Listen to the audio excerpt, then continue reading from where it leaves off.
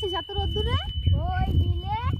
বিলে বিলে কি করতে যাচ্ছিস এখন? বিলে একটা আম গাছ আছে সেখানে। এই রোদ্দুরে আম কি করতে পারবি এখন?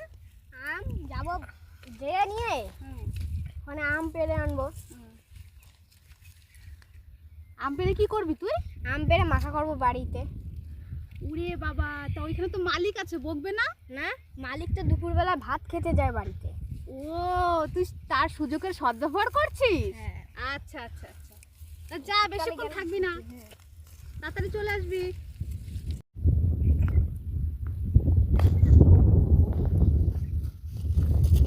আজকে কটা আম পেড়েই নিয়ে আসবো।